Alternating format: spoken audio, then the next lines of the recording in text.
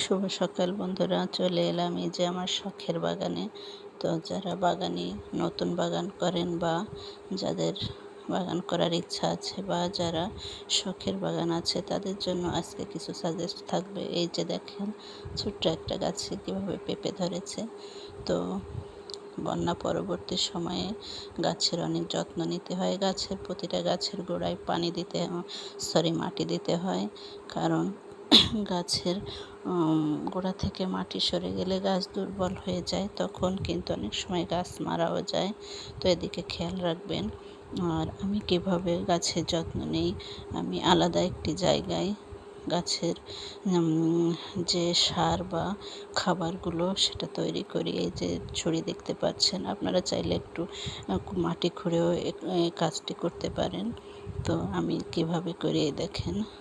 তো এই যে এটার ভিতরে আমি যত সবজির খোসা, চা পাতা যেটা আমরা খেয়ে ফেলে দিই, ফেলে না দিয়ে সংরক্ষণ করে রাখবেন, পেঁয়াজ রসুনের খোসা, সবজি খোসা সব মিলিয়ে আমি এখানে এক জায়গায় রেখে দেই এবং তারপর স্তরে স্তরে মাটি দিয়ে দেব।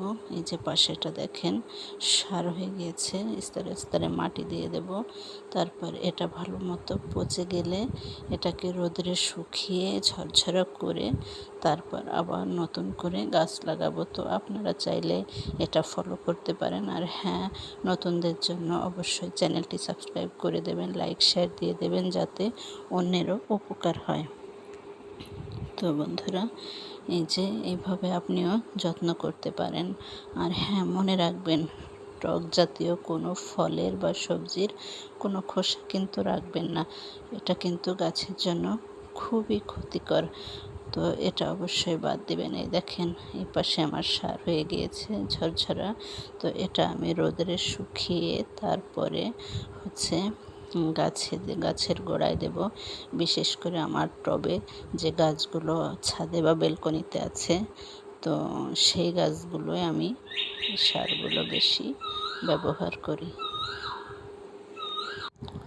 তো বন্ধুরা, বাগান করা কিন্তু অনেক কষ্টের। যারা বাগান করে তারাই বোঝে যে প্রতিটা গাছের যত্ন এক একটা বাচ্চার মতো, সন্তানের মতো নিতে হয়। প্রতিটা গাছের খাবার কিছুদিন পর পর চেঞ্জ করতে হয়। তো এসব টিপস জানতে চাইলে অবশ্যই আমার চ্যানেলটি ফলো দিয়ে রাখুন এবং সাবস্ক্রাইব করে লাইক শেয়ার দিয়ে পাশে থাকেন।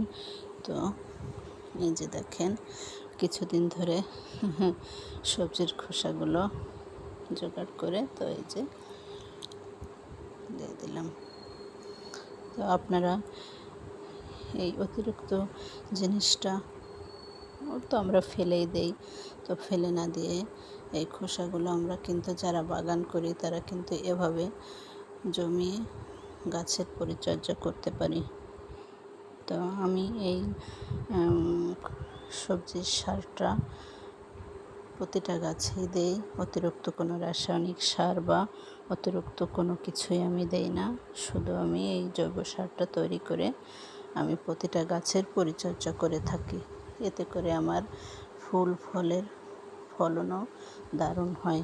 আর হ্যাঁ, গাছের পরিচর্যা জাতীয় কোনো টিপস জানতে চাইলে অবশ্যই কমেন্টসে জানাবেন এবং অবশ্যই সাথে থাকবেন।